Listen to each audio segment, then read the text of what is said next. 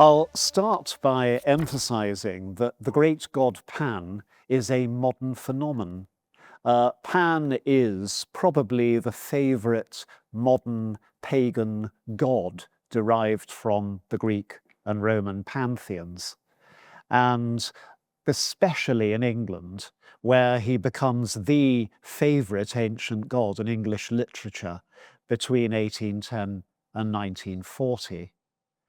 Yet, as far as the ancient Greeks were concerned, and as far as anybody who now specializes in them is concerned, Pan was probably the least important of major Greek gods. Walter Burkert, the author of a long classic book on ancient Greek religion, gives him 6 sentences. Fritz Graf, author of an equivalent book on Greek mythology, doesn't mention him at all. He gets slightly better treatment from the classic work on the same subject in a previous generation, H.J. Rose's Handbook of Greek Mythology. He does so, however, in 2 paragraphs, in a chapter labelled, wait for it, Lesser and Foreign Deities, effectively the litter bin of the book. Those who deal with him fully do so by condescending to him. Patricia Merivale, who's written the best overall work in English on his reputation, called him a comic, grotesque little country god kept under control by the laughter of the more civilized Olympian deities. Ouch. Briefer and crueler is Ken Dowden, author of a famous analysis of the meanings of Greek myth, who called him a citron 2CV amongst gods. Double ouch. There are no absolutely certain appearances of him in any surviving Greek source dating from before 500 BCE, and Greek literature goes on in a major way a couple of hundred years before that. He's not in Homer or Hesiod or painted on any of the archaic Greek vases, of which we have plenty. This is because he came from a part of Greece and a bunch of people who couldn't speak for themselves. He's the god of the shepherds of Arcadia. Arcadia is the interior of the northwest Peloponnese, that fat southern peninsula of Greece, which sits under the isthmus of Corinth, where the sea is trying to saw it away from the rest of Greece. Later, Arcadia was to be made a rural wonderland of peaceful, simple living, but it had a classic cultural relationship with the rest of ancient Greece. It was the classic homeland of hillbillies. Arcadia was the place where folks talked kinda slow, didn't see too many strangers, and inbred ferociously. The ancient Greeks saw it as a mixture of Arkansas and Transylvania. To them, it was the place where the locals ate acorns and turned into werewolves. It was completely mountainous, in a world in which civilized people, by definition, lived in cities and cultivated plains and valleys. In Homer's Iliad, the old King Nestor, who comes from a city beside Arcadia, speaking of his ancestors, said they were strong and fought against the strongest, the beast men living in the mountains.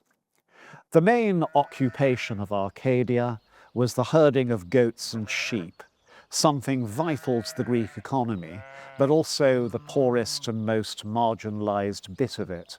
We have no idea what any of those who engaged in it thought of Pan, because they were by occupation illiterate and have left no records at all. Pan was, however, their god. He's half goat himself.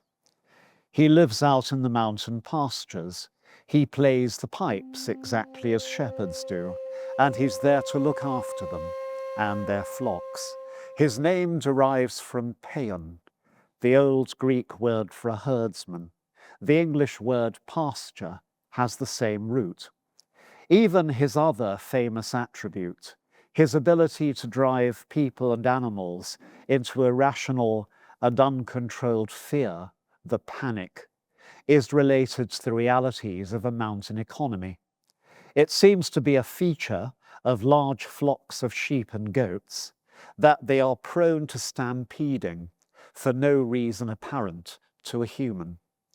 The Arcadian herders rationalized this by thinking it was caused by giving offense to Pan in some way and causing him to reverse his usual protection. The point needs to be restated, however, that a herder's god in Arcadia is exactly the sort of deity least likely to make an impact on a Greek religion and mythology recorded by authors and artists living in cities.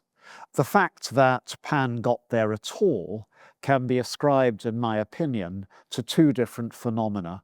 One is a very specific development, that in the year 490, the citizens of Athens decided to adopt him, building him a temple under the Acropolis and holding an annual festival there in his honor.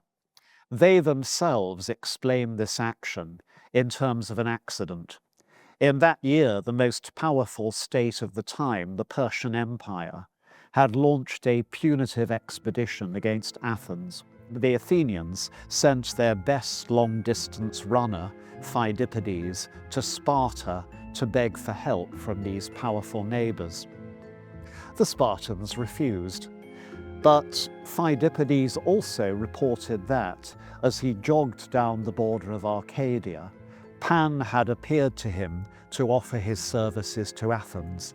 Phidippides accepted on behalf of his people.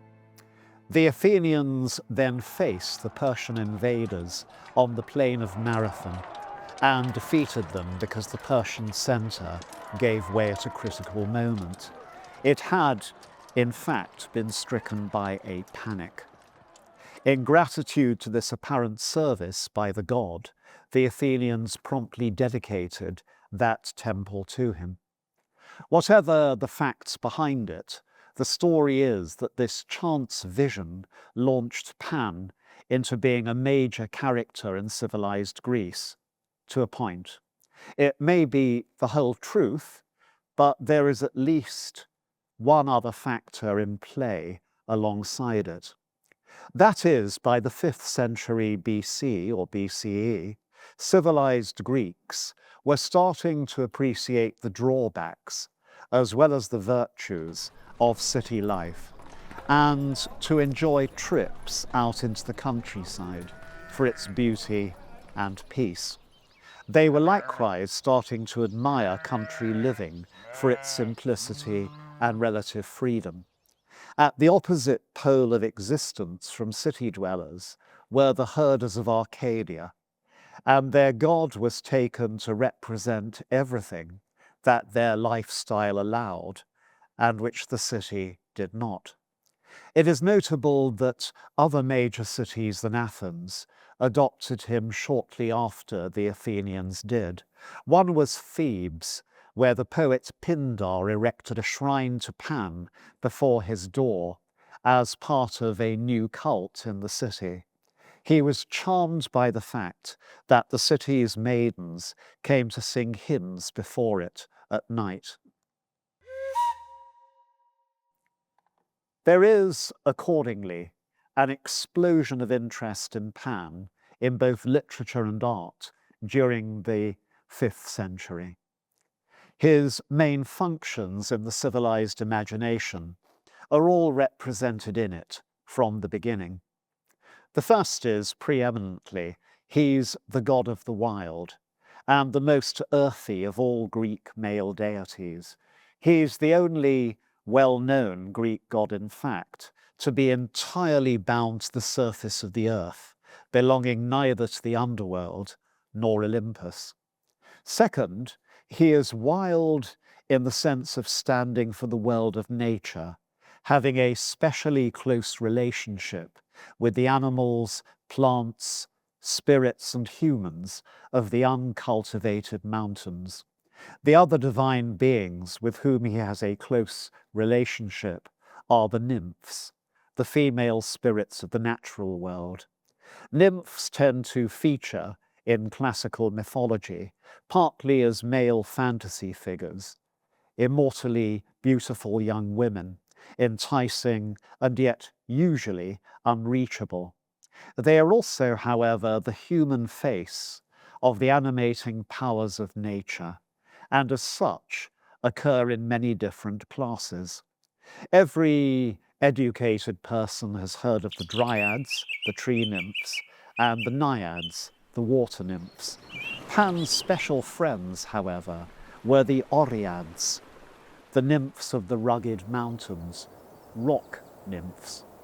In addition, we seem now to have completely forgotten the lemuriads, the nymphs of the meadows, the hyades, the star nymphs, and my favourites, the cepids, the garden nymphs. The Greeks also set about trying to find Pan a divine pedigree, and by the mid-5th century had already come up with more than one. Some called him the child of Kronos, one of the oldest of gods. Others made him one of the youngest, the son of Hermes, another god venerated in Arcadia as protector of pathways and boundaries, things important to shepherds. These writers, however, could not agree on his mother. Some called her Penelope, others Dryope. He was especially associated with caves, which were said to be his favourite refuges from the summer heat. They are also, of course, natural boundaries between the apparent world and the underworld, the familiar and the uncanny, and so suitable for a god of Pan's sort. His temples and shrines were put in or over caves wherever possible, including the one under the Athenian Acropolis. Likewise, he was rapidly adopted as a god of fishermen, another group of people who live on the margin of the human world and must work with wild nature. The earliest literary works that deal at length with Pan are all appropriately enough invocations, the most basic, simple, and direct way of dealing with divinity. The oldest of all occurs in Sophocles' play Ajax from the late 5th century. I thrill with rapture, all my heart upswells. Pan, Pan, O Pan, appear. Come to us over the sea, sea rover, leaving the ridges of Mount Kylanes driven snow. Come to us hand in hand, blithe dances weaving, you leader of the dances of the gods. Show, from Nyssa and from Knossos dances rare, for in my rapture I your dance would share. The second is the Homeric hymn to Pan, which was probably composed in or around Athens in the 5th or 4th centuries. It shows how high and rugged Pan's native country is visualized as being. It really is the realm of the Oreads of the peaks, and not the Dryads of the soft lowland woods. It also shows that he was also now regarded as god of hunters, another marginal group of people intimately involved with the natural world. The hymn goes on to tell a birth myth for Pan, which translates better into prose.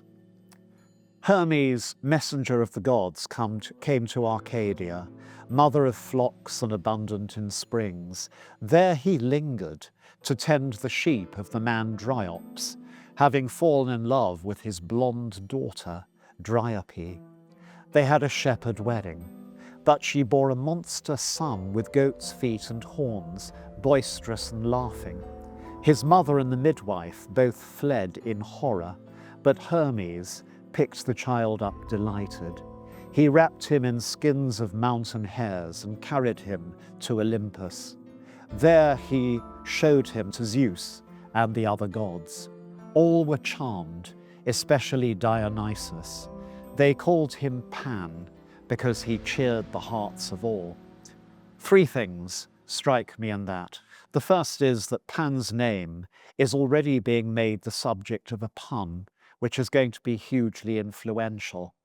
As I've said, it actually derives from the word for a herdsman. By total coincidence, it's also the Greek word for everything or all, and that is the sense in which it is understood in this hymn. This was an error which was naturally going to inflate Pan's importance. Second, he's already starting to be made a particular chum of Dionysus, another god of nature, liberation, and unrestrained pleasure. Third, I find something really touching in this story. It's virtually a parable for parents who've produced a deformed or mentally backward child, bidding them to love and value her or him. The art of the 5th century reveals how little the Greek world in general had yet got a standard picture for Pan. He seems to start as an animal, a dancing goat. For most of the century, he keeps a goat's head or a hairy mane down his back, but some Athenian statues show him now as a beautiful, naked human youth with rather coy goat's horns. His standard iconic equipment is a set of shepherd's pipes, the later panpipes, they're of equal length, and a throwing stick, a sort of one-way boomerang used to chase away predators from herds. By the end of the 5th century, female Pans are appearing, and Pan himself is getting mixed up with a satyr. Now, a satyr was formerly something totally different, an oversexed being with a man's body and beard and a horse's ears and tail. They were not especially associated with the natural world, just with bad behaviour. If you want to wreck somebody's party in Athens, go along as a satyr. After the 5th century, things start to settle down, and Pan is blended with the satyr to produce a standard image of a god with a man's face and torso, goat's legs, ears, and beard, and slanting pipes.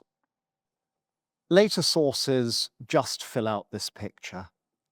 The Greek playwright Menander, in his play Dyskolos, portrayed a rich lady from Athens with a particular devotion to Pan.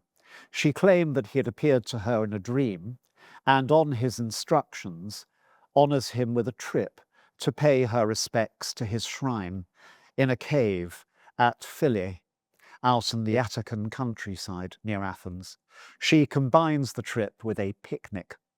The text makes it pretty clear that this functions as a personal liberation, enabling her to leave the women's quarters to which a lady of her class would normally be confined and go off on holiday. Her husband could argue with any excuse other than a divine command, and so Pan functions as a kind of symbolic lover with whom she's made a date. There's also a certain amount of information on the rights of Pan. Rich admirers, cities and people who felt he'd pulled them out of really serious trouble sacrificed the best goat in a herd to him. The Athenians did this annually at night, combined with a race of men holding torches, perhaps passing them in relays. The priests who performed the sacrifices initially wore goats' masks or skins. It was an act in which humans both destroyed animals and identified with them, behaving, in fact, rather like gods were supposed to do with humans. Poor people, and those engaged in routine offerings at his shrines, gave him bread, milk, or fruit. A goat herd in a poem by Theocritus, anxious to win a sking, a singing competition, vows Pan 8 pails of milk and 8 pots of honey if he succeeds. The priests who performed the sacrifices initially wore goat masks or skins, and as such embodied Pan as well as serving him. Like most ancient peoples, the Romans didn't make stories about their deities or group them in family relationships. The fashion for doing this came from Mesopotamia, and the Greeks took it up big time. The Romans were so in awe of Greek culture that they simply identified Greek deities with their own and adopted their stories. But in doing so, they made things a bit more complicated. As herding had been the original economy of Rome itself, which had started as a Hicksville hillbilly village, they had their own goat god who protected herdsmen, Faunus. His special job was to keep the herds and flocks fertile. So Faunus got mixed up with Pan, and a kind of subclass of godlings was formed, of half-human, half-goat figures, serving the twin gods, known in Greek as Pans, and in Latin as Fauns. Both got confused with satyrs in turn. Two of the most famous of the stories that Romans enjoyed repeating or elaborating about the original Pan came from the Roman poet Ovid at the very end of the 1st century BCE. In the chill mountains of Arcadia, there lived a nymph, the most famous of all the wood spirits of the region. She was called Syrinx. Many a time she eluded the pursuit of satyrs and other male beings who haunt the shady woodlands or the fertile fields. The Greek countryside is a perilous place for lone, pretty ladies, even if semi-divine. She was a follower of the chaste goddess Diana, imitating her in her pastimes and in her virtue. When she had her skirts tied up out of the way for hunting, as Diana wears hers, she could easily have been mistaken for the goddess herself. As he was returning from Mount Lycaeus, Pan caught sight of her.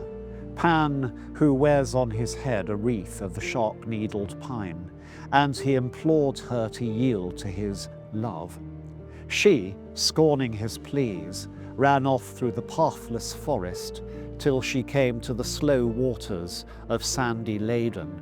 When the river halted her flight, she prayed to her sisters of the stream to transform her, and when Pan thought he had at last caught hold of Syrinx, he found that instead of the nymph's body, he held a handful of marsh reeds. As he stood sighing, the wind blew through the reeds and produced a thin, plaintive sound. The god was enchanted by this new device and the sweetness of the music. "You and I shall always talk together so," he cried, and he took reeds of unequal length and fastened them together with wax. This preserved the girl's name, for the Panpipes have ever since been known as the Syrinx. I don't want to be a spoil sport, but actually I find this quite a gruesome story. Pan's idea of courtship is clearly one of attempted rape, and while I can see that this might be a fate worse than death for poor Syrinx, I don't find much consolation in what actually happens to her. Rather nicer is another passage of Ovid. There is a mountain, Tmolus, that rises steep and sheer, looking out over a wide expanse of sea and sloping away on either side. There Pan was boasting to the gentle nymphs, singing them his songs and playing some trivial tune on the reeds, joined by wax, that formed his pipes. As he did so, he had the audacity to speak slightingly of Apollo's music compared to his own, and entered into unequal competition with the god in a contest to be decided by Mount Tmolus. The elderly mountain god appeared and shook his ears free of trees until only an oak wreath encircled his dark hair, with bunches of acorns hanging at his hollow temples. He looked at the god of the flocks and said, "The judge is ready." Pan struck an air on his rustic pipes, and with his wild strains charmed King Midas, who happened to be travelling nearby while he was playing. After hearing Pan, the dignified Tmolus swung round his head to face Apollo, and as his gaze moved round, his forests followed. Apollo had wreathed his golden hair with laurel from Parnassus. His flowing robes, dyed with Tyrian purple, swept the ground, spot the rock star. In his left hand he held his lyre, inlaid with jewels and Indian ivory. His plectrum was in his right.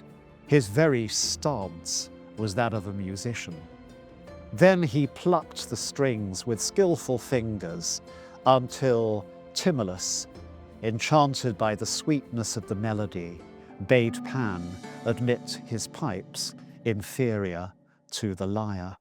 What the sophisticated Ovid is doing is reversing most of the sympathies in ancient accounts of Pan and asserting the superiority of civilized over rustic ways. A couple of 100 years later, the satirist Lucian made the same point, getting huge fun out of the disgust of Pan at being given a new home at his temple at Athens and having to put up with the hated company of philosophers and lawyers.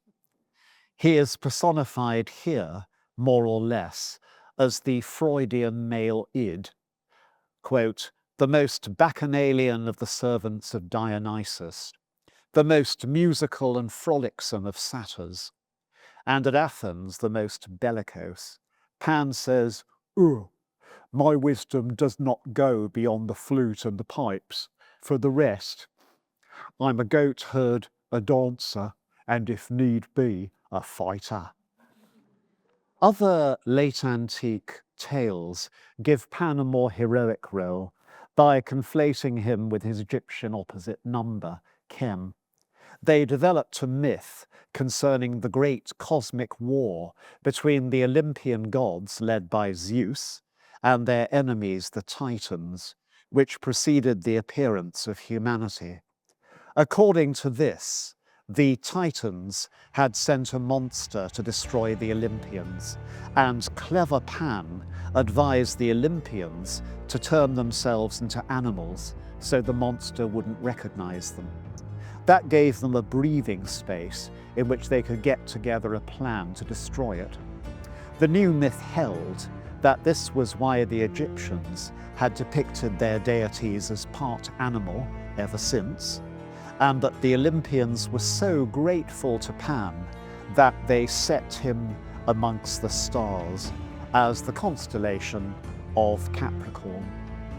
In actuality, that constellation was first mapped by the Babylonians, who made of it a beast half goat and half fish. Pan was the nearest thing in Greek and Roman mythology that corresponded. The greatest late antique work to be concerned with Pan, however, is Longus's Greek novel, Daphnis and Chloe. It's the original appearance of one of the basic plots of Western fiction. Boy meets girl, boy loses girl, boy finds girl, boy and girl break up, boy and girl make up, wedding bells ring. In this case, the couple concerned are both Greek shepherds who have a particular cult of Pan and the Nymphs. There are some lovely descriptions of rural shrines of the period. That of Pan himself is under a pine tree, with a statue of him showing his horned head, goat's legs, one hand holding a pipe, the other a leaping he-goat. There's also a description of a shrine of Dionysus, with carvings which included a picture of Pan on top of a crag, playing his pipes for the satyrs who tread the grapes in the winepress, and the revellers who dance round it. The story includes a full description of a sacrifice to Pan, in which Daphnis crowns his finest he-goat with garlands of pine fronds, brings him beneath a pine tree, and pours wine on his head with blessings and praise for the god. He then slaughters the animal and pegs its skin to the tree as an offering. He and his friends offer the god the first carvings of meat, which are burned for him, and pour him a libation of wine. They then hang up garlands of flowers and grapes to him. The reason why Daphnis is doing all this is that he's lost his girl in a more dramatic way than most boyfriends, by having her stolen by raiding warriors. He's asked Pan for help, and Pan has sent a panic upon the raiders before they can sail away, enabling Chloe to escape. This is, incidentally, the best ancient description of what a panic actually looks like, recounted by Chloe to him later. Then she told him everything, one after another, how the fresh and buried ivy appeared on the horns of all the captured goats, how the sheep had started to howl like wolves, how a pine had sprung up on her own head in case the pirates are not paying attention, how all the land seemed on fire, what horrible roars and clashings were heard from the sea, with the two tunes of a pipe sounding from the promontory, one inciting to war, the one to peace, and how terrible spectres appeared all through the night. You can see it's a bit more than just an irrational feeling of fear. The captain, terrified, released me with the flocks, and all the way home I had for my companion and guide the sweet music of a strange, invisible pipe. Definitely worth a he-goat barbecue. The novel also contains details of more of the myth of Pan himself. It explains why the pine is sacred to him, because he loved a nymph called Pitys. However, Boreas, the spirit of the north wind, also wooed her. And when she chose Pan, Boreas picked her up in a jealous rage and dashed her to the ground, killing her. Her spirit entered into a pine tree, where it still dwells, and Pan loves that tree in memory of her. But Pan, it may be remembered, can be just as big a hazard to nymphs when in the grip of libido, and Daphnis and Chloe also preserves the myth of Pan and Echo.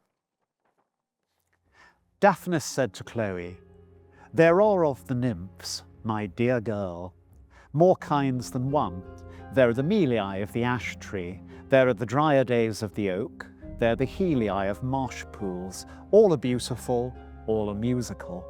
To one of these Echo was a daughter, and she mortal because of a mortal father, but a rare beauty deriving from her lovely divine mother. She was educated by the nymphs, and taught by the muses to play on the oboe and the pipe, to strike the lyre, to strum the lute, and in sum, all music. And therefore when she was grown up and in the flower of her virgin beauty, she danced together with the nymphs, and sang in consort with the muses, but fled from all males, whether men or gods, because she loved virginity. Pan saw that, and took occasion to be angry with her, and to envy her music, because he could not touch her beauty. Therefore he sent her madness among the shepherds and goat herds, and they in a desperate fury, like so many dogs and wolves, tore her in pieces, and flung them all over the ground. The earth, for love of the nymphs her family, buried them all, and they by an everlasting sentence and decree of the muses breathe out a voice. And they imitate all things now, as the maid did before in her music, gods, men, instruments, and beasts. Pan himself, they imitate too when he plays on the pipe, which when he hears, he bounces out and begins to dash over the mountains to know what hidden imitator he has got, but now and before he can never touch her. She is merely an echo, echo, echo. One of the last appearances of Pan in the ancient world is also one of the most tender. It comes in Apuleius' novel, The Golden Ass.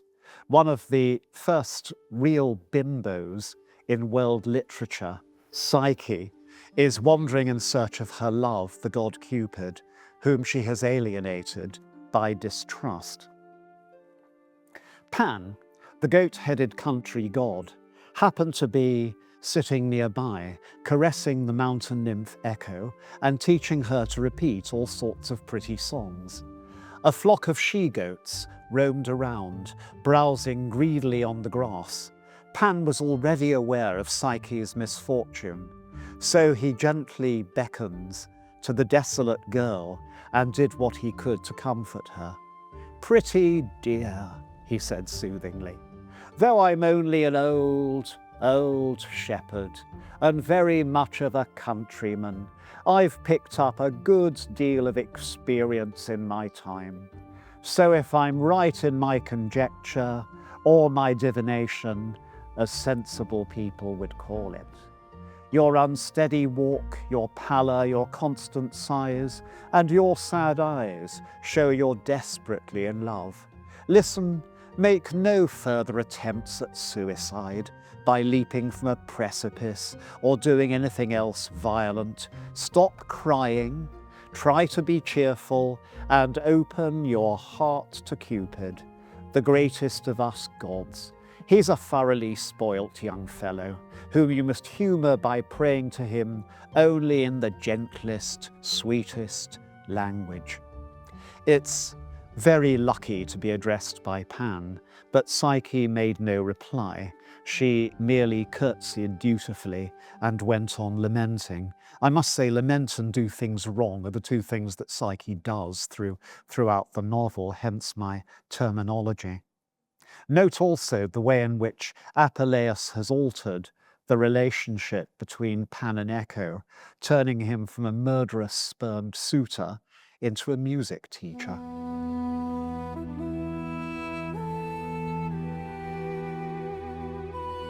There remains the most peculiar aspect of the ancient Pan, his obituary. He is the only god in the whole of the classical ancient world who is said to have died in human times. This remarkable story rests on a single text, a paragraph in Plutarch's work on oracles, written the 2nd century of the Common or Christian era, which recounted something said to have happened 150 years before. Epipherses, who lived in my town, was my teacher in grammar. He said that once upon a time, in making a voyage to Italy, he embarked on a ship carrying freight and many passengers. It was already evening when, near the Athenian islands, the wind dropped and the ship drifted near the island of Paxi. Almost everybody was awake, and a good many had not finished their after-dinner wine. Suddenly, from the island of Paxi was heard the voice of somebody calling loudly, "Thamus," so that all were amazed. Thamus was an Egyptian pilot, not known by name even to many on board. Twice he was called and made no reply, but the third time he answered, and the caller, raising his voice, said, "When you come opposite to Pallades, announce that great Pan is dead." On hearing this, all, said Epipherses, were astounded and refused to meddle and let the matter go. They reasoned amongst themselves whether it was better to carry out the order or not. Under the circumstances, Thamus made up his mind that if there should be a breeze, he would sail past and keep quiet, but with no wind and a smooth sea about the place, he would announce what he had heard. to the island of Pallades. So when he came opposite it, and there was neither wind nor wave, Thamus from the stern, looking towards the land, said the words as he had heard them, "Great Pan is dead." Even before he finished, there was a great cry of lamentation, not of one person but of many, mingled with exclamations of amazement. As many persons were on the vessel, the story was soon spread abroad in Rome, and Thamus was sent for by Tiberius Caesar. Tiberius became so convinced of the truth of the story that he caused an inquiry and investigation to be made about Pan, and the scholars, who were numerous at his court, concluded this must be the Pan who was the divine son of Hermes and Penelope. A number of things need to be made clear about this passage. The first is that Epitherses is an imaginary character. He is as is the person who is speaking about him. The context of the speech is an invented dialogue. The second is that the reign of Tiberius is relatively well documented, and no ancient historian of it mentions this incident, nor does it feature in any of the works on religion and mythology written by Greek and Roman authors after Tiberius's time. It is unique to Plutarch. Furthermore, as many classicists have noted, there are some rather significant puns in it. Thamus is not a Greek name, but neither is it Egyptian. It is rather a Greek version of the name of the Syrian god Tammuz, known to the Greeks as Adonis. The central feature of the cult of this god was he was believed to die and be reborn regularly, and ceremonies of mourning were held to mark his death, and others of joy to hail his resurrection. Likewise, the Greek words in the passage, Great Pan, Pan Megiste, could also read as all greatest, one of the titles of Tammuz. There's hardly a chance that Plutarch wouldn't have known this. He was one of the most sophisticated scholars of his time, especially in the religions of the Near East. The passage does therefore look like an elaborate joke, which only a well-educated reader could appreciate. There is not the slightest sign that any ancient author, writing after Plutarch's time, failed to get the joke, and so took the story seriously. But Christian writers were to repeat it through the Middle Ages and down to the 19th century as a sign of the death of the ancient gods on the triumph of Christ. So its post-ancient afterlife is hugely significant, and it does get answered by a Waterboys pop song in recent years. That closes the ancient dossier. It's enough to mark Pan out as a vividly depicted and unique deity, and to provide a fund of images and ideas for posterity.